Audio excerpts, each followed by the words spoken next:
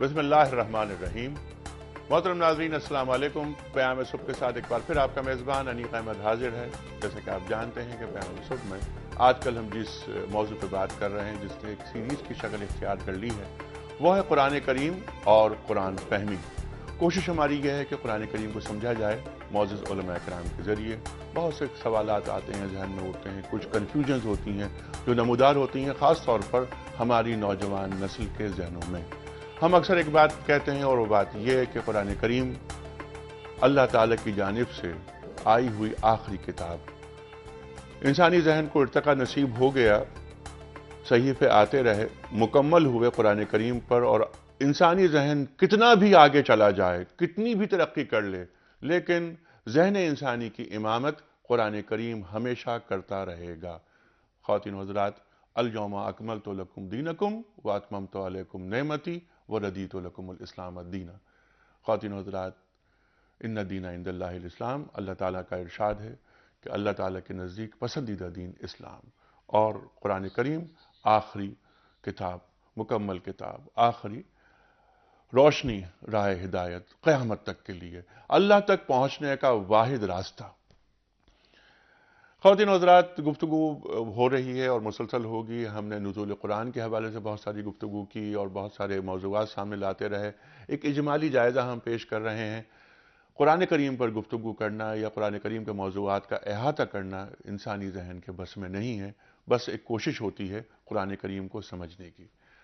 Programme کا آغاز تلاوت کلام پاک سے حسب روایت لاہور میں تشریف فرما ہے ہمارے دوست محترم خالد عثمان علوی الازہری صاحب۔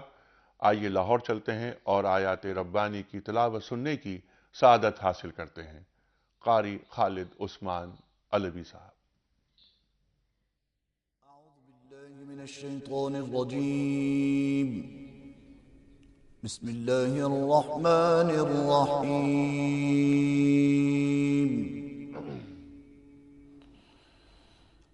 الملك يومئذ الحق للرحمن وكان يوما على الكافرين عسيرا۔ سبحان اللہ، سبحان اللہ۔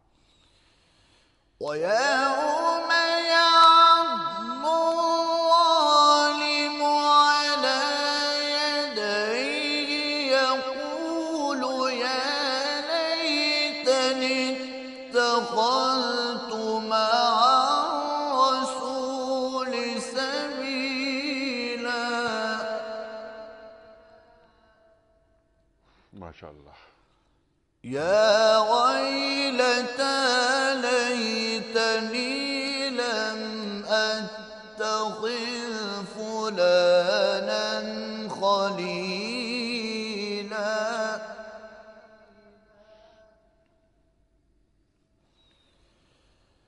لقد أضلني عن الذكر بعد إذ جاءني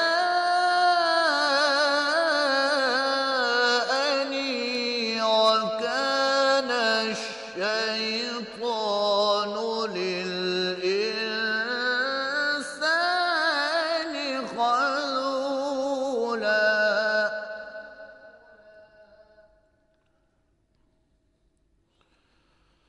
وقال الرسول يا رب إن قوم اتخذوا هذا القرآن مهجورا۔ صدق الله العظيم۔ خواتین و حضرات، سورہ فرقان کی جن آیات کا انتخاب کیا قاری صاحب نے، اس کی جو آخری آیت میں بھی سن رہا تھا، ہم سب سن رہے تھے، تو اس کا ترجمہ تو سینے پہ آ کے لگتا ہے ایسا کہ اللہ تعالیٰ کے رسول فریاد کریں گے اللہ تعالیٰ سے کہ اے میرے رب، بے شک میری قوم نے قرآن کریم کو چھوڑ دیا تھا، خواتین حضرات، قرآن کریم کتنی بڑی نعمت، اس پر گفتگو ہوگی یقیناً اور ہو رہی ہے مسلسل گفتگو۔ آئیے ہم دوبارہ چلتے ہیں لاہور، ان آیات کا ترجمہ اور حدیث رسول مقبول صلی اللہ علیہ وآلہ وسلم کے لیے، جہاں منتظر ہیں ہمارے جناب محمد اسلم راؤ صاحب۔ شروع اللہ کے نام سے جو بڑا مہربان نہایت رحم والا ہے۔ اس دن سچی بادشاہی خدا ہی کی ہوگی، اور وہ دن کافروں پر سخت مشکل ہوگا، اور جس دن ناعاقبت اندیش ظالم اپنے ہاتھ کاٹ کاٹ کھائے گا اور کہے گا اے کاش میں نے پیغمبر کے ساتھ رستہ اختیار کیا ہوتا، ہائے شامت کاش میں نے فلاں شخص کو دوست نہ بنایا ہوتا، اس کے بہکائے میں آ کر میں نے وہ نصیحت نہ مانی جو میرے پاس آئی تھی، اور شیطان انسان کو وقت پر دغا دینے والا ہے۔ اور پیغمبر کہیں گے کہ اے پروردگار میری قوم نے اس قرآن کو چھوڑ رکھا تھا۔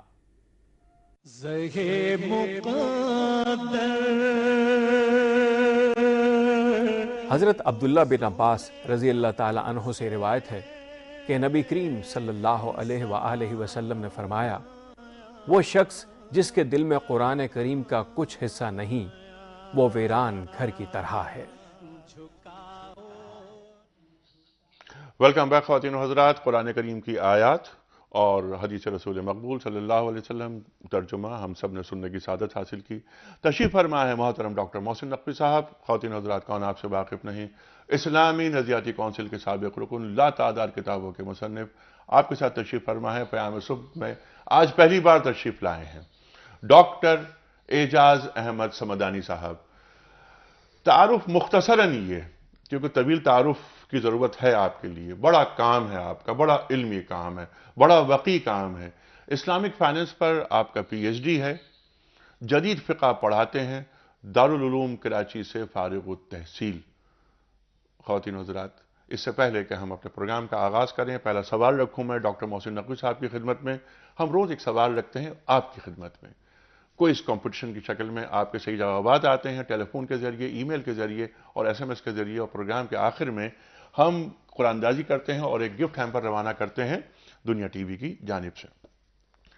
ہم نے پرسوں یعنی سیٹرڈے کچھ سوال رکھا تھا، وہ یہ رکھا تھا کہ حضرت عیسیٰ علیہ السلام کو کس قوم کی طرف نبی بنا کر بھیجا گیا؟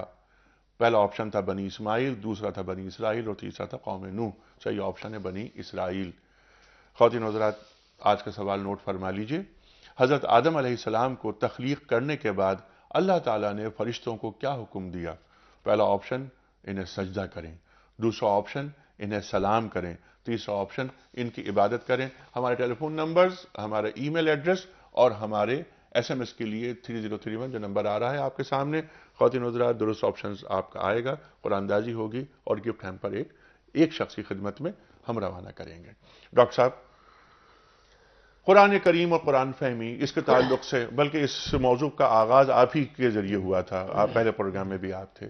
میں چاہ رہا ہوں کہ اس پر گفتگو ہم مزید آگے بڑھائیں۔ اس عرصے میں بہت ساری گفتگو ہو چکی ہے، ہم نزول قرآن کریم کو ڈسکس کر رہے تھے اور ہم نے بہت ساری باتیں ڈسکس کر لی۔ آج میں پہلا سوال آپ کی خدمت میں یہ رکھ رہا ہوں کہ ہم یہ دیکھتے ہیں کہ قرآن کریم 23 برس میں نازل ہوا۔ ایک سوال ذہن میں یہ اٹھتا ہے کہ ایک ساتھ، کیونکہ بیت العزت میں تو یہ قرآن کریم آ گیا تھا پہلے آسمان پر، ایک ساتھ کیوں نہیں آیا؟ نزول ایک ساتھ کیوں؟ اس میں حکمت کیا ہے 23 برس میں؟ بسم اللہ الرحمن الرحیم۔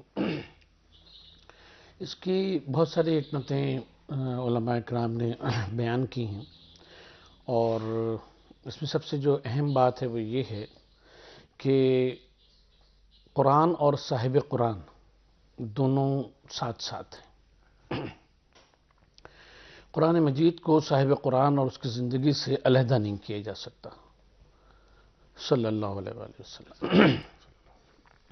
نبی کریم صلی اللہ علیہ وآلہ وسلم کی نبوت کا جو عرصہ ہے وہ 22 سال 6 مہینے یا 23 سال تقریباً یہ بنتا ہے، اور جو واقعات پیش آتے گئے، کیونکہ ایک دفعے کا نزول کا مطلب یہ ہے کہ جس طرح سے امت بنتی چلی جا رہی تھی تو پھر اس کے تقاضوں کے لحاظ سے نزول قرآن نہ ہوتا، نبی کی دعوت پہ جب لبیک کہا جاتا ہے تو جو لوگ ایمان لاتے رہتے ہیں وہ مختلف طبقات سے، مختلف بیک گراؤنڈ کے مختلف لوگ ہوتے ہیں، مختلف قبائل کے، اور ان کے معاشرتی اور معاشی اوضاع مختلف ہوتے ہیں، تو ان کی اور پھر معاشرہ جو ہے وہ بڑھتا چلا جاتا ہے، آگے بڑھتا چلا جاتا ہے۔ اب دیکھیں مکی عہد ہے تو مکی عہد میں بھی مختلف علاقے ہیں جہاں نبی پاک صلی اللہ علیہ وسلم تشریف لے گئے ہیں، وہاں کے حالات، پھر مدینے تشریف لے آئے تو مدینے میں مختلف معاشرتی اور معاشی اوضاع سے آپ کو تعلق پڑا ہوا، جنگیں بھی ہوئیں اور بھی وہ،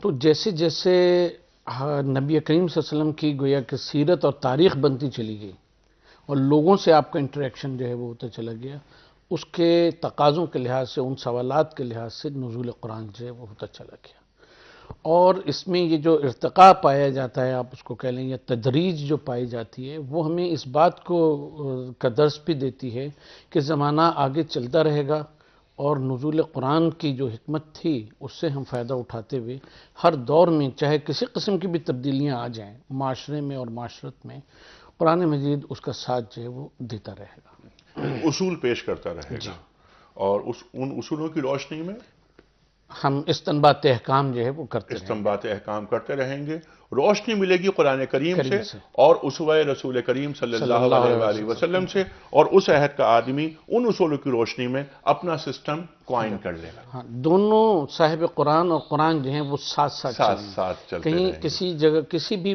تاریخ کے موڑ کے اوپر یہ نہیں کیا جا سکتا کہ صاحب قرآن کو ایک طرف رکھ دیں، صرف قرآن کو لے لیں، یا قرآن کو لے لیں صاحب قرآن کو ایک طرف۔ قرآن کریم اور اسوہ رسول کریم صلی اللہ علیہ وآلہ وسلم، لقد کان لکم فی رسول اللہ اسوۃ حسنہ۔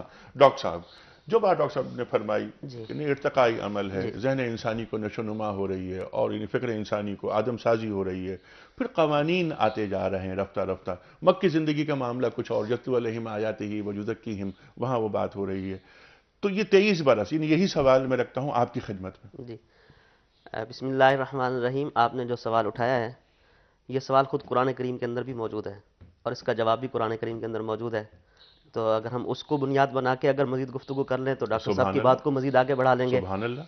وقال الذین کفروا لولا نزل علیہ القرآن جملۃ واحدہ، کافروں نے یہ اعتراض کیا کہ یہ قرآن آپ صلی اللہ علیہ وسلم کے اوپر ایک ہی مرتبہ نازل کیوں نہیں ہو گیا۔ کذالک لنثبت بہ فؤادک ورتلناہ ترتیلا ولا یأتونک بمثل الا جئناک بالحق واحسن تفسیرا۔ اللہ تعالیٰ فرماتے ہیں کہ نہیں، ہم اس کو تدریجاً نازل کریں گے، اس کے مقاصد اور حکمتیں کیا ہیں؟ نمبر 1، لنثبت بہ فؤادک، سبحان اللہ۔ آپ کے دل کو تثبیت پہنچانا، تقویت پہنچانا۔ امام راضی اپنی تفسیر کے اندر اس لنثبت بہ فؤادک کا جو پہلو ہے، اس کو ذرا بہت زیادہ کھولتے ہیں کہ اس کا کیا مطلب ہے، اور اس کی بہت سی حکمتیں بیان کرتے ہیں۔ ایک حکمت انہوں نے یہ بیان کی کہ آپ صلی اللہ علیہ وسلم امی تھے، اور جب قرآن کریم نازل ہوتا تو آپ صلی اللہ علیہ وسلم، جو موسیٰ علیہ السلام پر تورات نازل ہوئی، وہ الواح کے اوپر لکھی ہوئی تھی، آپ اس کو حفظ کرتے تھے، اس لیے قرآن کریم میں ایک اور جگہ بھی آیا وَلَا تَعْجَلْ بِالْقُرْآنِ، جی ہاں، یہ اِنَّا عَلَيْنَا جَمْعَهُ وَقُرْآنَ، تو آپ صلی اللہ علیہ وسلم حفظ کرتے تھے، تو فرمایا کہ اللہ تعالیٰ یہ چاہتے تھے کہ براہ راست نازل ہو رہا ہے دل مبارک کے اوپر، تو آہستہ آہستہ تھوڑا تھوڑا قلب مبارک پر نازل ہو، تاکہ دل کو تثبیت پہنچے، ایک مرتبہ میں سارا دل کے اوپر قرآن کریم نہ آئے۔ دوسری وجہ یہ بیان کی ہے کہ آپ صلی اللہ علیہ وسلم جب کفار کے سامنے دعوت کا کام کرتے تو ظاہر ہے کہ وہاں سے تکلیفیں، آزائیں، پریشانیاں سامنے آتی، تو آپ صلی اللہ علیہ وسلم کو نگاہ اٹھتی آسمان کی طرف، تو بار بار جبرائیل امین کا آپ کے پاس وحی لے کر آنا یہ تسلی کا سامان تھا کہ آپ صلی اللہ علیہ وسلم کو اللہ تعالیٰ اب یہ کہہ رہے ہیں کہ میرے نبی پریشان ہونے کی بات نہیں، یہ ہوگا، یہ ہوگا، یہ ہوگا، تو ایک طرح سے جیسے کسی محبوب کی طرف سے جب کوئی آتا ہے تو اس کو تسلی ہوتی ہے، تو لنثبت بہ فؤادک کے اندر ایک پہلو یہ ہے کہ بار بار اللہ تعالیٰ سے آپ کو پیغامات آتے رہیں حالات کے مطابق، اور آپ کے دل کو تقویت اور تثبیت ملے۔ جی ہاں، ایک بات اس کے اندر یہ بھی بیان کی گئی ہے، اور بڑی اہم بات ہے، وہ یہ ہے کہ پہلے جتنے انبیاء آئے ہیں ان کی امتوں میں ڈائیورسیفیکیشن نہیں تھا، مینز کہ مخصوص وقت کے لیے یا مخصوص لوگوں کی طرف آئے، اور آن حضرت صلی اللہ علیہ وسلم کی جو امت ہے اس کے اندر دو طرح سے ڈائیورسیفیکیشن ہے، ایک مکان کے اعتبار سے اور ایک زمان کے اعتبار سے۔ یعنی مکان بھی پوری دنیا اور زمان بھی قیامت تک کے انسان، ہر زمانے کی ہر زمانے، وما ارسلناک الا رحمۃ للعالمین۔ تو اس ڈائیورسیفیکیشن کا تقاضا یہ ہوتا ہے کہ مختلف آپ کی امت کے اوپر مختلف حالات آنے ہیں مختلف زمانوں میں۔ ایک طرح کے لوگ ہوتے ہیں، ان کے حالات ایک جیسے ہوتے ہیں۔ جی اب مختلف ملکوں کے لوگ مسلمان ہیں، مختلف زمانوں کے لوگ مسلمان ہیں، ان کے اوپر مختلف حالات آنے۔ آپ کے دل میں یہ خواہش اٹھتی ہے کہ ان سب زمانوں کے لوگوں کے لیے قرآن کریم ایک جامع ہدایت بن کر سامنے آئے۔ تو اب آپ کی اس دل کی خواہش کو کیسے پورا کیا کہ اس زمانے میں آپ صلی اللہ علیہ وسلم کے سامنے ہی ایسے طرح طرح کے واقعات پیش آئے جس پر آپ صلی اللہ علیہ وسلم اللہ رب العزت کی طرف آپ نے نگاہ اٹھائی، وہاں سے ہدایت آئی، اور وہ ہدایت نہ اس میں اسی ڈائیورسیفیکیشن تھی کہ وہ آنے والی ڈائیورسیفیکیشنز کا بھی اصول اور پرنسپل بن گئی، اور ان کے لیے اور روشنی بتا دی گئی کہ وہ جو آپ واقعات کی بات کر رہے ہیں اور جو مسائل، جی جو چیلنجز آ رہے ہیں، خاص طور پہ ڈاکٹر صاحب مکی زندگی میں نا، وہ صعوبتیں، وہ پریشانیاں، وہ ایذا رسانی جو کچھ ہو رہی ہے، نئی چیزیں آتی ہیں سامنے، آیت اترتی ہے اور ان چیلنجز کا جواب دیا جاتا ہے۔ اس پر ذرا کچھ روشنی ڈالیے ڈاکٹر صاحب۔ دیکھیے بنیادی طور کے اوپر بات یہ ہے کہ جیسے مولانا نے فرمایا کہ واقعات میں اور اس میں ڈائیورسٹی ہے، جس کو ہم نے سیرت نبی کریم صلی اللہ علیہ وسلم کے حوالے سے بیان کیا کہ وہ ایک تدریج اور ارتقا ہے۔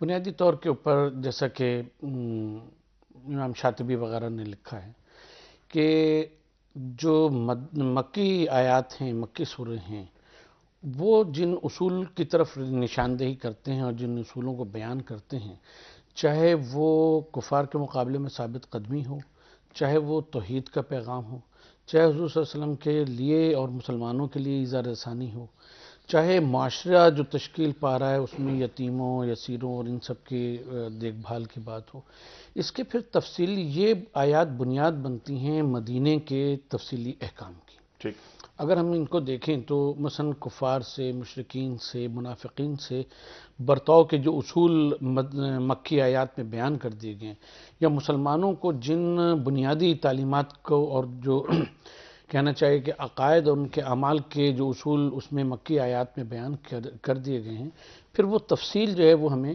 مدنی آیات میں ملتی ہے۔ ٹھیک ہے ڈاکٹر صاحب، آپ ہی کی بات کو آگے بڑھاتے ہوئے تو گویا اس سے اگر ہمیں درس یہ لیں کہ انسان سازی، یہ جسے ہم کہیں ایک جو قرآن کریم کا لفظ ہے یہاں پر تزکیہ نفس، مکی زندگی کے اندر جو تزکیہ نفس، اور پھر اس کو ہم تہذیب انسانی جو ہم آگے چل کے بات رکھتے ہیں اور رکھیں گے انشاءاللہ، وہ مکی زندگی کا جو فوکس رہا وہ تزکیے پہ رہا۔ ہاں ہم اس میں یہاں ایک بات عرض کرنا ایک اور چیز، اور میں سوال آپ کی خدمت میں، آپ ضرور فرمائیے کے بعد، تو کیا ہمیں قرآن کریم سے ہمیں پہلا درس یہ ملتا ہے کہ پہلے انسان کا جو تزکیہ ہے جو فرائض رسالت میں شامل ہے، یتلو علیہم آیاتہ ویزکیہم ویعلمہم الکتاب والحکمہ، تو پہلے تزکیہ ضروری ہے، تزکیے کے بعد یہ ہجرت اور غزوات اور یہ شمشیر زنی، اس کا مرحلہ بعد میں آتا ہے۔ دیکھیں ہم یہاں پہ ایک بات یہ عرض کریں کہ یہ آیہ مبارکہ گویا یہ ترکیب قرآن مجید میں 3 جگہ کے اوپر آئی۔ اچھا، اب یزکیہم کا ترجمہ جو ہے وہ یہ کیا جاتا ہے کہ تزکیہ نفس کرے، اس کا ترجمہ یہ نہیں ہے۔ اس کا ترجمہ یہ ہونا چاہیے کہ تمہارا یعنی ان لوگوں کا یا تمہارا تزکیہ کرے، اس میں انفرادی تزکیہ بھی شامل ہے، اور ضمیر یہاں جمع کی استعمال ہوئی ہے، اور وہ معاشرے کا تزکیہ بھی ہے۔ ٹھیک ہے، یعنی معاشرے میں جو غلط رسوم، عقائد، ایمانیات کے حوالے سے مختلف باتیں، یہ ساری اور شامل فاسد اعمال، اور فاسد اعمال، تو یہ انفرادی سطح کے اوپر بھی ہے۔ ٹھیک، یعنی جو افراد ملت میں آتے چلے جائیں ان کا تو تزکیہ ہو گئی، ان کا انفرادی تزکیہ ہے، اس کے ساتھ ساتھ معاشرے سے ان ساری چیزوں کو، ان عقائد کو، ان اعمال کو، ان رسوم کو ختم کرنا، وہ معاشرے کا تزکیہ ہے۔ کتنی بہت اہم بات یہ ہے۔ جب یہ تزکیہ مکمل ہوتا ہے تو وہ افراد مہیا ہوتے ہیں کہ جو اس معاشرے کو جو بن رہا ہے اس کے لیے پھر وہ جان بھی دینے کو تیار ہوتے ہیں، اور بلکہ جان دینے کو تیار نہیں ہوتے، ان کی خواہش یہ ہوتی ہے کہ معاشرہ بچ جائے، ہماری جان جو ہے وہ چلی جائے۔ جی ہاں، تو یہ مرحلہ ہمیشہ بعد میں آتا جی ہے، ہاں، پہلے جماعت تیار ہوتی ہے۔ جی ہاں، یعنی خود کو مائنس کر دیا جاتا ہے، معاشرے کو، سوسائٹی کو زیادہ اہمیت دی جاتی ہے۔ قد افلح المومنون اور قد افلح من زکاہا، کہ فلاح پائی اس نے جس نے تزکیہ کیا. اچھا یہ جو بات فرما رہے ہیں ڈاکٹر صاحب اسی کو ذرا سا ہم آگے لے کے چلتے ہیں کہ اب یہ تزکیہ نفس ہم سمجھتے ہیں, ایک عام گفتگو یہی ہوتی ہے جو ڈاکٹر صاحب نے فرمائی, تو صرف تزکیہ نفس تک ہم محدود کر دیتے ہیں, لیکن ایک تزکیہ قرآن کریم کا مطلوب ہے علماء کا بھی, ایک تزکیہ مطلوب ہے سوسائٹی کا بھی, ایک تزکیہ مطلوب ہے علم کا بھی, علم کا بھی تزکیہ ہوتا ہے. ذرا اس پر روشنی ڈالیے. دیکھیں تزکیہ تو حضرت صلی اللہ علیہ وسلم کی بنیادی ذمہ داریوں میں بھی ذکر کیا گیا.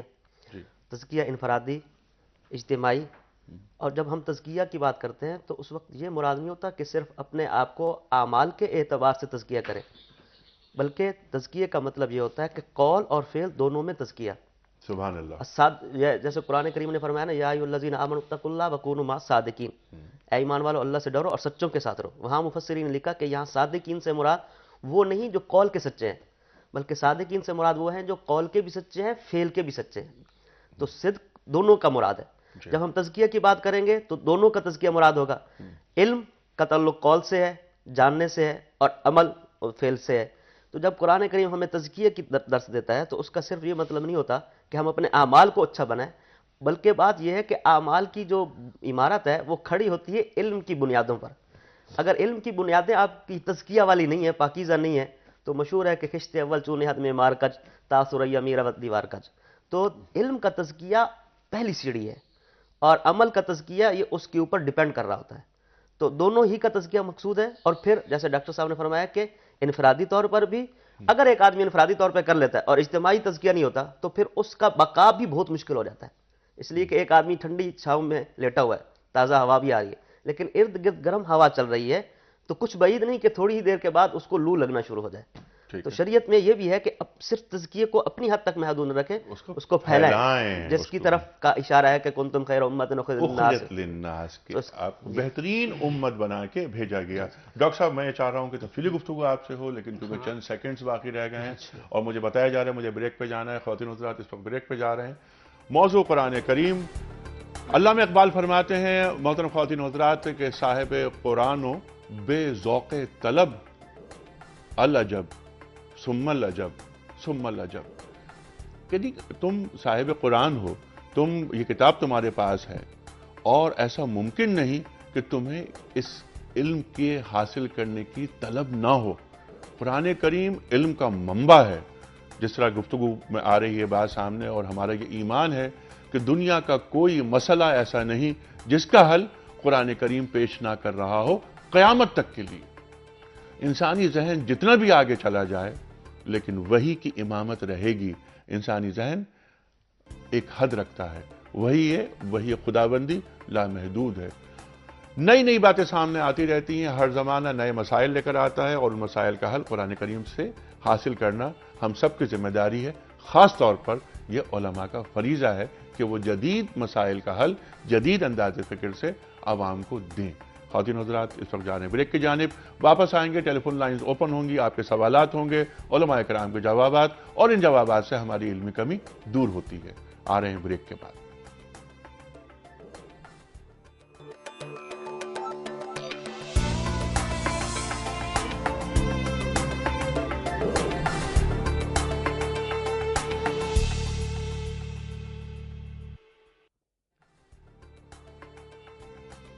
ویلکم بیک خواتین حضرات. پیام صبح میں ایک بار پھر خوش آمدید. تشریف فرمائے محترم ڈاکٹر محسن نقوی صاحب اور ڈاکٹر اعجاز صمدانی صاحب.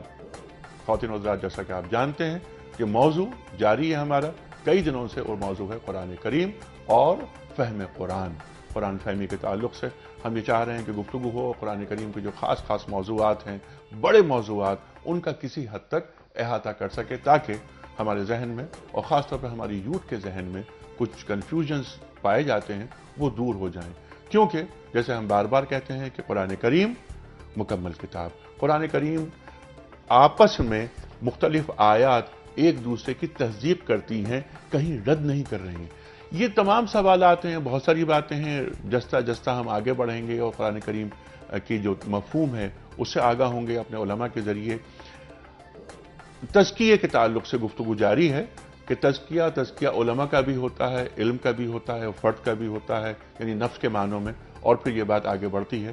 اس سے پہلے کہ میں اگلا سوال رکھوں ڈاکٹر محسن نقوی صاحب کی خدمت میں, جو کوئز کا سوال ہم نے رکھا ہے آج، میں وہ ریپیٹ کرنا چاہتا ہوں. وہ سوال یہ ہے کہ حضرت آدم علیہ السلام کو تخلیق کرنے کے بعد اللہ تعالیٰ نے فرشتوں کو کیا حکم دیا؟ پہلا آپشن، حضرت آدم کو سجدہ کریں. دوسرا، انہیں سلام کریں. تیسرا، ان کی عبادت کریں. خواتین حضرات، تینوں آپشنز آپ کے سامنے ہیں.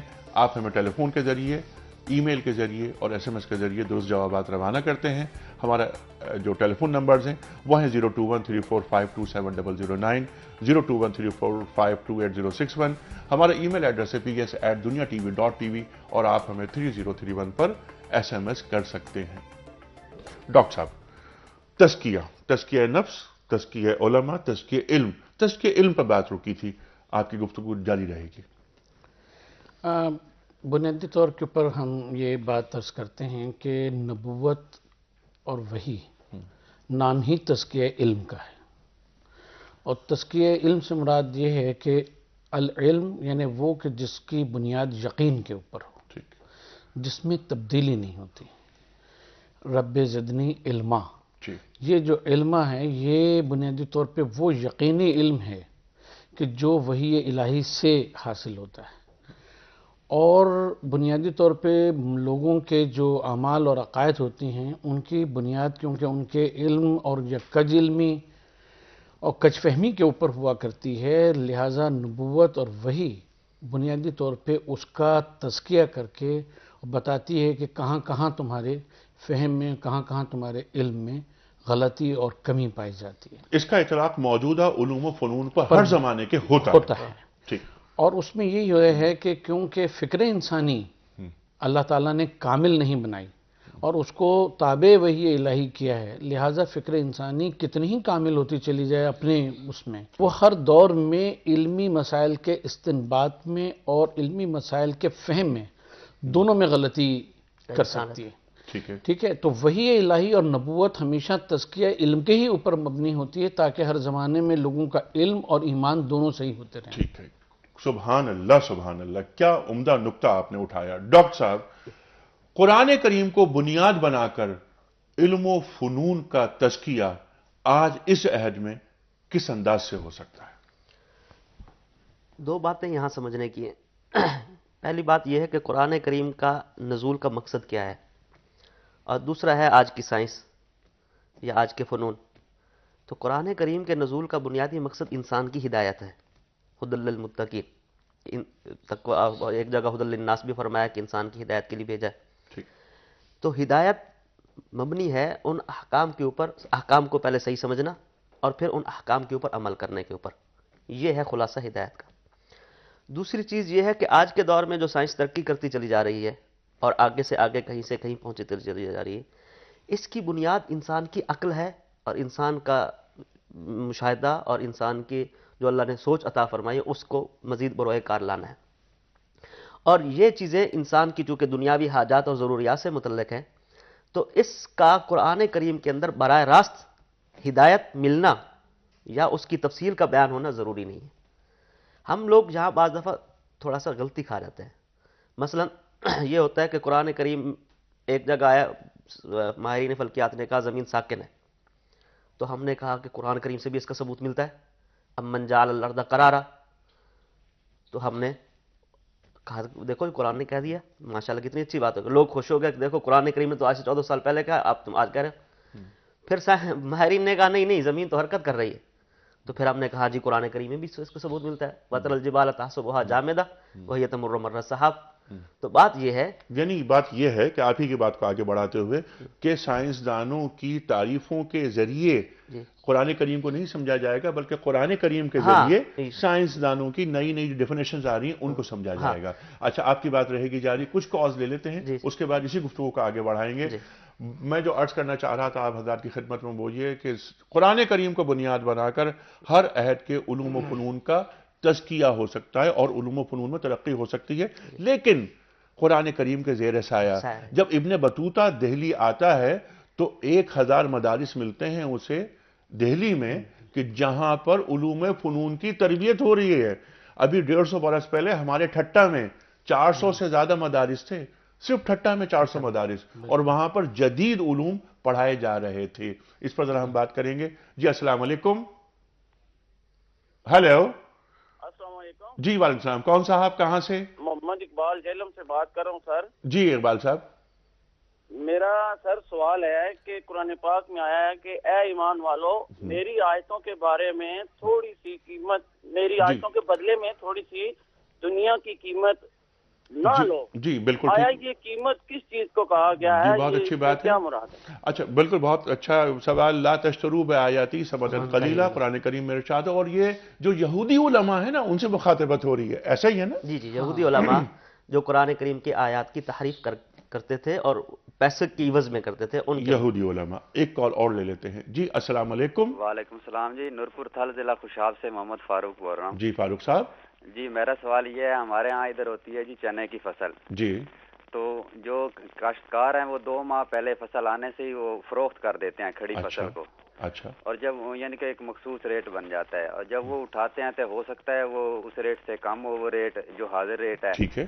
تو کچھ علماء کہتے ہیں کہ یہ ناجائز ہے، ٹھک ہے. اور کچھ کہتے ہیں کہ جائز ہے. بہت ہمارے اچھا ہاں یہاں سوال. جی لائٹ بھی نہیں ہے، اور اس کو بہتر ہے مجھے اسی کال کے ذریعے جواب. جی بالکل. یہ اور اب اس وقت جو خاص ہمارے مہمان ہیں ان کا موضوع ہی یہ ہے، وہ اس کے اسپیشلسٹ ہیں. اتفاق کی بات ڈاکٹر اعجاز صاحب آپ کی خدمت میں یہ تو سوال. یہ تو سلم ہے، سلم کی ٹرانزیکشن ہے، اور یہ براہ راست حضرت صلی اللہ علیہ وسلم نے ہی متبادل پیش کیا تھا اور کسانوں کے لیے ہی پیش کیا تھا. اچھا. اور یہ سود ہی کا آلٹرنیٹو کے طور پہ پیش کیا تھا. اچھا. اس زمانے میں جو کاشتکار ہوتے تھے وہ لوگوں سے سودی قرضہ لیتے، پھر اپنی کھیتی سے پیسے ہونے کے بعد ادا کرتے.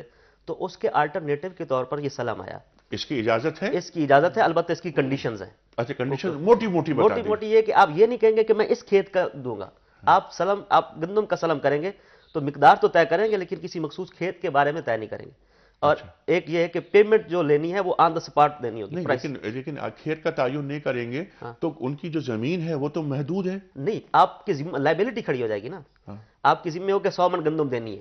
اگر آپ نے کہا کہ میں اس کھیت میں سے دوں گا اور اس کھیت میں 100 من گندم پیدا نہ ہوئی تو انسرٹنٹی غرر آ گیا نا. نہیں 100 من نہیں، اگر اس کی جو فصل ہے 2 مہینے بعد جتنی ہوگی نہ وہ تو پھر سبجیکٹ میٹر تو متعین ہونا چاہیے نا. مبی اچھا اس کی مقدار تو متعین ہونی چاہیے. اچھا مقدار متعین کیونکہ آپ نے جو پرائس دینی ہے اس اگینسٹ دا سبجیکٹ میٹر. اچھا. آپ نے 1000 روپے من گندم کے حساب سے گندم خریدنی ہے تو 50 من 100 من جتنی بھی ہے خریدنی ہے. تو subject matter should be determined, اور اس کی پرائس بھی متعین ہونا ضروری ہے. Price full on the spot پے کرنا شرط ہے. ٹھیک ہے. اور یہ شرط نہیں لگائیں گے کہ میں اسی کھیت کی دوں گا، بلکہ میں دوں گا. ٹھیک ہے. لیکن آپ کے فرماتے ہیں کہ جو سوال آیا ہے، جس کام کی وہ اجازت مانگ رہے ہیں وہ اجازت ہے، ان پرنسپل الاؤڈ ہے، اس کی شرائط کو پورا کر لیا جائے. بالکل ٹھیک ہے. اس طرح سے تھوڑا سی مولانا کی بات جی ڈاکٹر، تاکہ جو سائل ہے ان کی بات سمجھ میں آ جائے. دیکھیے بنیادی طور کے اوپر یہ ہے کہ جو ان کا اشکال ہے وہ یہ ہے کہ اگر ہم ایک کھیت کو معین کرتے ہیں تو اس کی جو پیداوار ہے وہ اوپر نیچے ہو سکتی ہے. ٹھیک ہے. تو اب جب وہ متعین نہیں ہے تو اس کی بے جو ہے وہ کیسے جائز ہوگی؟ ٹھیک ہے یہ کہ مولانا جو کہہ رہے ہیں اور جو شرن ہے وہ یہ ہے کہ بے اصل میں کہ آپ کھیت کو متعین نہ کریں، آپ فصل کی جو مقدار ہے اس مقدار کو متعین تو وہ جب متعین ہے تو وہ 2 مہینے بعد بھی اتنی ہی ہوگی مقدار اور 2 مہینے پہلے بھی اتنی. ٹھیک ہے ڈاکٹر صاحب یہ بات ٹھیک ہے. لا تشتروا بآیاتی ثمنا قلیلا جو سوال آیا اس پہ کچھ فرمائیے. بنیادی طور کے اوپر یہ ہے کہ یہ آیہ مبارکہ کے قرآن مجید میں وارد ہے. جی ٹھیک ہے. سیاق کے اعتبار سے تو یہ بنو اسرائیل کے لیے ہے، لیکن اس کا اطلاق ہمارے دور پہ بھی اسی صورت سے ہوتا ہے. بالکل. اور اس کے معنی یہ ہیں کہ اللہ کی جو مراد ہے، جو اللہ تعالیٰ کا حکم ہے، جو اللہ تعالیٰ اس سے چاہتا ہے، اس کے برخلاف تھوڑے سے پیسوں کے عوض کہ یہ میں جس کے پروگرام میں شامل ہوں یا جس کی طرف سے میں تقریر کر رہا ہوں، جس مسلک کا میں ہوں، ان کے خلاف نہ چلی جائے. اس کے معنی کو بدل دینا، مراد و مفہوم الہی کو بدل دینا اس لیے کہ کچھ ذاتی اور مالی منفعت حاصل ہو جائے، اس میں اس دور کے علماء اور ہر دور کے لوگ جو ہیں وہ شامل ہیں. ٹھیک ہے. اسی میں اگر قلیلاً کا تھوڑے سے گفتگو کر دوں. کلیلہ یہ جو فرمایا نا کلیلہ محدود اتنے سے چند پیسوں کے عوض اللہ کا کلام ہے. تو مفسرین نے یہاں ایک بڑی عجیب بات لکھی ہے کہ قلیلاً سے مراد یہ نہیں جو تمہاری نظر میں قلیل ہے، یعنی 1,00,000 2,00,000 ہماری نظر میں قلیل ہے، کروڑ 2 کروڑ زیادہ نہیں، بلکہ دنیا کا جتنا بھی سرمایہ ہے چونکہ اللہ کی نظر میں وہ سارا ہی قلیل ہے. تو چاہے یہ نہیں سمجھو کہ تھوڑے پیسے لے کے تو نہیں کرنا، زیادہ پیسے لے کے شاید اس کی گنجائش ہو، ایسا نہیں ہے. ایسا نہیں ہے. اور یہ کہ یعنی قرآن کریم کے منہ میں اپنے الفاظ ڈال دینا. اقبال اقبال کا ذکر کیے بغیر تو ہمارا کھانا ہضم نہیں ہوتا نا، کہ خود بدلتے نہیں قرآن کو بدل دیتے ہیں، ہوئے کس درجہ فقیہان حرم بے توفیق. یعنی اپنے لفافوں کو موٹا کرنے کے لیے اپنے آڈینس کے سامنے قرآن کریم کی وہ تفسیر بیان کی جائے جو ان کے مزاج کے قریب ہو، کیونکہ پاپولر ہونا ہے عوام میں، تاکہ عوام ہمیں یعنی عوام کو ایجوکیٹ نہیں کرنا بلکہ عوام کے ذریعے اپنی معیشت کو مضبوط کرنا. کس قدر افسوسناک بات. اصل میں یہ جو بیماری ہوتی ہے نا، جتنی بھی اس قسم کی بیماری ہیں، اس کے بنیادی کازز دو ہی ہیں، یا تو حب مال ہوتا ہے یا حب جاہ ہوتا ہے. پاپولر کرنا حب جاہ ہے، اور میری لفافہ موٹا ہو جائے جیسے آپ بتا رہے ہیں، یہ حب مال ہے. یہ دو بیسکس ہیں. اس کا علاج قرآن کریم نے بتایا کہ اس کو حل کرو. چونکہ ایک حدیث میں آتا ہے، حضرت صلی اللہ علیہ وسلم نے ارشاد فرمایا کہ اگر دو بھیڑیے چھوڑ دیے جائیں، یعنی بھوکے بھیڑیے بکریوں کے ریوڑ میں بالکل بھوکے ہیں، تو وہ دو بھیڑیے ان بکریوں کے ریوڑ کو، جن کی کوئی حفاظت کرنے والا نہیں ہے، ان ریوڑ کو اتنا نقصان نہیں پہنچاتے جتنے یہ دو بھوکے بھیڑیے حب مال اور حب جاہ انسان کو نقصان پہنچاتے. حب مال اور حب جاہ، اور حب مال اور حب جاہ سے دوری تزکیے کے بغیر ممکن نہیں ہے. تزکیہ نفس یہاں ضروری ہے. کچھ کال لے لیتے ہیں، پھر ہم اسی بات کو آگے لے کے چلیں گے. جی السلام علیکم. وعلیکم السلام ورحمۃ اللہ وبرکاتہ. جناب والا فرمائیے. میں حاجی مصطفیٰ نقشبندی منڈی بہودین سے بول رہا ہوں. جی سر فرمائیے. بسم اللہ الرحمن الرحیم. قرآن پاک میں آتا ہے جی یا ایھا الذین آمنوا آمنوا، جی اے ایمان والو ایمان لاؤ. ذرا اس کے بارے میں علماء سے جی بالکل ٹھیک ہے. بتلائے جناب. بالکل ٹھیک ہے. ایک کال اور لے لیتے ہیں. جی السلام علیکم. Hello hello. جی اچھا وہ لائن کٹ گئی. یا ایھا الذین آمنوا آمنوا. جی نہیں، اس سے پہلے ہم جو بنیادی بات چل رہی تھی اس کے اوپر تھوڑی سی بات عرض کریں. فرمائیے. دیکھیے، جو قرآن مجید کی حفاظت سے متعلق بہت سی آیات ہیں، جو مشہور آیت ہے کہ انا نحن نزلنا الذکر و انا لہ لحافظون، اس میں آپ دیکھیں کہ قرآن مجید کو ذکر کہا ہے. الذکر یعنی جس کا تذکرہ اور جس کا ذکر جو ہے وہ ہوتا رہے گا. اچھا، اب مسئلہ یہ ہے کہ یہاں پہ قرآن بھی کیسا لفظ قرآن بھی لایا جا سکتا تھا، اور اس کے متبادل اور کوئی صفت لائی جا سکتی تھی، کیونکہ قرآن مجید کی آیات کو ہم لوگ اپنی گفتگو میں، اپنی تقاریر میں، اپنی تحریر میں ذکر کرتے رہتے ہیں. تو اب اس کے الفاظ کی تبدیلی تو ممکن نہیں. کروڑوں حافظ موجود ہیں، کروڑوں نسخے موجود ہیں. وہ اس میں جو تحریف کی گنجائش ہے وہ اسی انٹرپریٹیشن اور اسی سمنن قلیلہ کے راہ سے ہے کہ لوگ آیات کے مفاہیم کو، اللہ تعالیٰ کی مراد کو تھوڑے سے پیسوں کے عوض، جیسے مولانا صاحب نے فرمایا، بنیادی چیز یہ کہ اس کے عوض کتنی ہی بڑی دولت آپ لیں گے وہ اللہ کے کلام کی نسبت سے حقیر ہے. تو انا نحن نزلنا الذکر و انا لہ لحافظون کے معنی اس کے ساتھ ساتھ یہ بھی ہیں کہ الفاظ کی تو حفاظت ہوگی، اس کے ساتھ ایک طبقہ وہ بھی موجود رہے گا کہ جو اس کی تفسیر اور تعویل کی ہمیشہ حفاظت کرتا رہے گا، اس روشنی میں کہ جو نبی کریم صلی اللہ علیہ وآلہ وسلم اور امت محمدیہ علیہ صاحب الصلاۃ والسلام کے ذریعے سے امت میں منتقل ہوتی رہی. ٹھیک ہے. اور وہ محکمات سے زیادہ متشابہات کی طرف رجوع کریں گے وہ، اور ان کے دلوں میں زیغ ہوگا. محکمات تو ہیں محکمات، محکمات تو ہیں محکمات. متشابہات کو بھی جب قرآن اور سنت پہ رکھ کے دیکھا جاتا ہے اور اس کے ذریعے سے ایمان کی بات کی جاتی ہے تو ایسے لوگوں کے لیے وہ متشابہات بھی محکمات بن جاتے ہیں. بالکل ٹھیک ہے. اچھا یہی بات، اب یہ بہت اہم موضوع، اس پہ بڑی گفتگو ہو سکتی ہے، لیکن ہم کچھ کال اور لے لیتے ہیں. پھر یا ایھا الذین آمنوا آمنوا، وہ سوال بھی جی آپ کو بھی یاد ہے، مجھے بھی یاد ہے، میں رکھتا ہوں آپ کے سامنے وہ. جی السلام علیکم. غلام مرتضیٰ صاحب ہیں. السلام علیکم. جی وعلیکم السلام. اچھا محترم، میں یہ گزارش کرنا چاہ رہا تھا، سوال سے میرا یہ تھا کہ اسلام دین فطرت ہے. جی بے شک. اور انسان بھی فطری، یعنی انسان بھی اپنی فطرت ہے. جی. تو گزارش میری یہ تھی کہ جب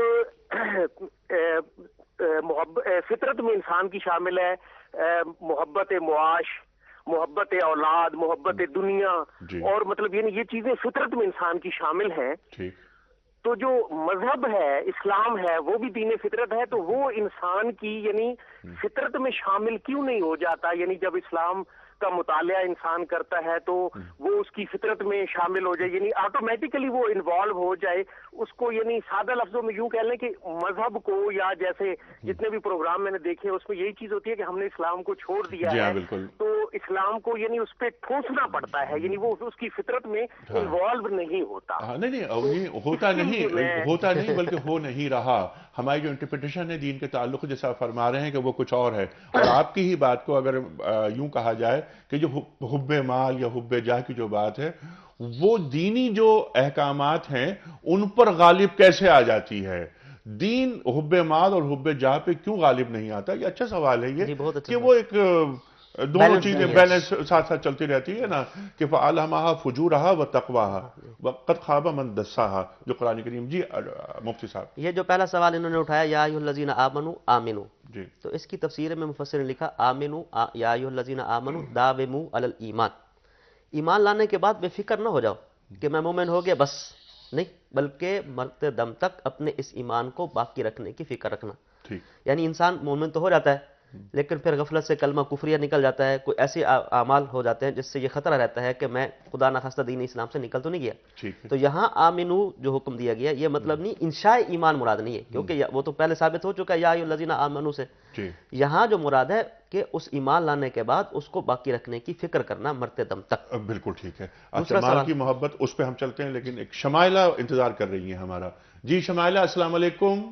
وعلیکم السلام۔ جی میں نے کوشچن یہ کرنا تھا کہ رمضان میں جو روزے ہم لوگ رکھتے ہیں، جی تو جو ہمارے مطلب روزے چھوٹ جاتے ہیں اس میں، تو اس کی قضا رکھنی ہوتی ہے، تو اگر ہم کسی وجہ سے وہ نہیں رکھ سکتے ہیں تو اس کا ادائیگی کا طریقہ کیا ہے؟ ایک تو یہ کہ ہم دوبارہ روزے رکھیں، لیکن اگر ہماری صحت اجازت نہیں دیتی اور ہم وہ نہیں رکھ سکتے تو اس کا فدیہ پورے سال میں جس وقت ہمیں مطلب پاسبل ہو سکے یا جیسے بھی ہم کر سکیں تو وہ کیا اس کا طریقہ کار ہے، کہ مطلب حساب کتاب کیا ہوتا ہے؟ لیکن میں یہ پوچھنا چاہ رہی ہوں کہ پچھلے تمام روزے جو کہ ہمارے مطلب بالغ ہونے سے چھٹ جاتے ہیں اور اس کے بعد پھر ہم لوگ نہیں رکھ پاتے ہیں، تو اس سب کا اگر ہم نے اکٹھا فدیہ دینا ہو تو اس کا کیا طریقہ؟ ہم سوال رکھتے ہیں اپنا مفتی صاحب کے سامنے، لیکن اس سے پہلے کہ میں چاہتا ہوں کہ یا ایھا الذین آمنوا آمنوا پہ آپ کچھ بات کریں، اور وہ حب مال اور حب جاہ اور پھر دین کے احکامات، دین مغلوب نعوذ باللہ کیوں ہو جاتا ہے، یہ جو انسان کے اندر یہ چیزیں ہیں وہ کیوں اوپر آ جاتی ہیں؟ المال والبنون زینت الحیات الدنیا قرآن کریم کہتا ہے، اس پر روشنی فرمائیں ڈاکٹر۔ دیکھیے، پہلے تو مولانا صاحب کی بات کو ہم آگے بڑھاتے ہیں کہ یہاں جو دوسری بات آمنوں کی تکرار ہے، ایک تو یہ کہ نبی پاک صلی اللہ علیہ وسلم پہ اسلام لے آیا، ایمان لے آیا، کلمہ پڑھ لیا، کر لیا، اس کے بعد ہم اور آپ جانتے ہیں کہ پوری جو تاریخ ہے خاص طور پہ نبی کریم صلی اللہ علیہ وسلم کی سیرت، اس میں بہت سارے مواقع ایسے آئے ہیں، مثلا سورہ جیسے غزوہ احد میں ایک وقت وہ آیا کہ مسلمان لشکر کو ہزیمت کا سامنا کرنا پڑا، وہ ہوا۔ یہ وہ مواقع ہوتے ہیں کہ جہاں انسان کے دل میں ایک وہ آ سکتی ہے کہ اگر فرض کیا کہ اللہ کے رسول ہیں، وہ ہیں، تو کیوں مثلا اس وقت ہمیں ہزیمت کا سامنا کرنا پڑا؟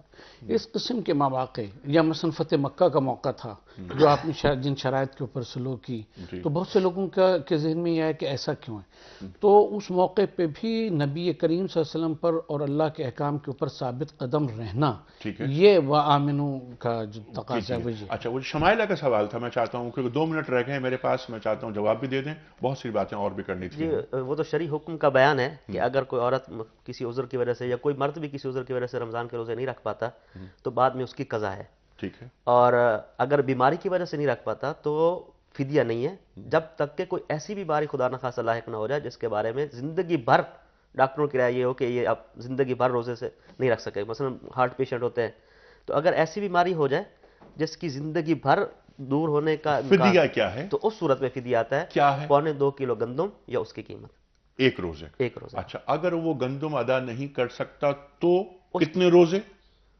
ایک روزے کا 2.25 کلو گندم ہے نا؟ نہیں، وہ تو فدیہ اس کا تو یہ ہو گیا، لیکن اگر ہم کوئی صاحب اسرت ہے وہ پے نہیں کر سکتا، یہ ادائیگی نہیں کر سکتا، تو پھر اس صورت میں زندگی روزے بھی نہیں رکھ سکتا؟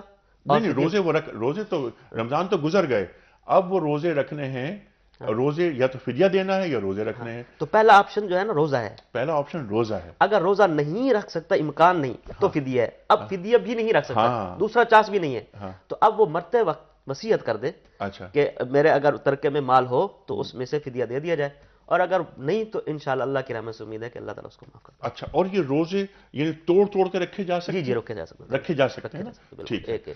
اور بہتر یہ ہے کہ سردیوں کے دنوں میں رکھ لیں، کیونکہ حدیث میں آتا ہے کہ سردیوں کے روزے ٹھنڈا مالے کا نہیں، یعنی سہولت فراہم کی گئی ہے، کیونکہ الدین یسر، دین میں آسانی ہے. سردیوں کے میں نومبر دسمبر جنوری میں روزے رکھنے کافی آسان ہوتے ہیں. بالکل ٹھیک ہے. ڈاکٹر صاحب ایک پرچی آپ نکالیے اور ڈاکٹر محسن نقوی صاحب کو دیجیے تاکہ ہم وہ آج کے جو ہمارے خوش نصیب ہیں ان کے نام کا اعلان محسن نقوی صاحب کریں گے. ان خوش نصیب کا نام ہے عظیم محمود خان، شیخوپورہ سے. عظیم محمود خان صاحب شیخوپورہ سے آپ کو دنیا ٹی وی کی جانب سے صحیح جواب بھجوانے کی خوشی میں گفٹ ہیمپر روانہ ہم کر رہے ہیں. خواتین حضرات، بہت ساری گفتگو ہوئی اور ہوتی رہے گی انشاءاللہ. ظاہر ہے قرآن کریم ایک بہت بڑا موضوع، تزکیے کے حوالے سے بات ہوئی، اور ایک سوال جو بہت اہم آیا تھا اس کا جواب انشاءاللہ ہم کل لیں گے. اور کل بھی ہمارے ساتھ ڈاکٹر محسن نقوی صاحب موجود ہوں گے اور مفتی محمد زبیر صاحب موجود ہوں گے کہ یہ حب مال اور حب جاہ، بلکہ ڈاکٹر صاحب ایسا کرتے ہیں کہ کل ہم جو پروگرام کا آغاز کرتے ہیں اقبال کے اس شعر سے کرتے ہیں کہ تیرے ضمیر پہ جب تک نہ ہو نزول کتاب، گرہ کشا ہے نہ راضی نہ صاحب کشاف. اور پھر یہاں پر کہ اقبال نے راضی اور صاحب کشاف یعنی زمخشری کو کیوں رکھا ہے، یعنی کوئی اور بھی نام یہاں رکھے جا سکتے تھے. اس پر تفصیلی گفتگو. وہ حب مال اور حب جاہ اس وجہ سے بھی ہوتا ہے کہ ہم خود پر نزول قرآن اس انداز سے، یعنی فہم قرآن ہمارے پاس اس انداز سے نہیں ہوتا کہ جو دین کو اور اس کتاب کو ہم سے مطلوب ہے. ادخلوا فی السلم کافہ، قرآن کریم ارشاد فرماتا ہے کہ دین میں پورے کے پورے داخل ہو. خواتین حضرات، یہ گفتگو رہے گی جاری، اور ہم کس قدر خوش نصیب ہیں کہ ہم صاحب قرآن کے ماننے والے ہیں اور ہم صاحب کتاب ہیں. وہ کتاب کہ جسے الکتاب کہا گیا. کتاب میں اور الکتاب میں کیا فرق ہے، اس پہ بھی گفتگو ہم رکھیں گے نقوی صاحب کے سامنے کل اور مفتی زبیر صاحب کے سامنے. خواتین حضرات، کل تک کے لیے اپنے میزبان انیق احمد کو اجازت دیجیے. خدا حافظ.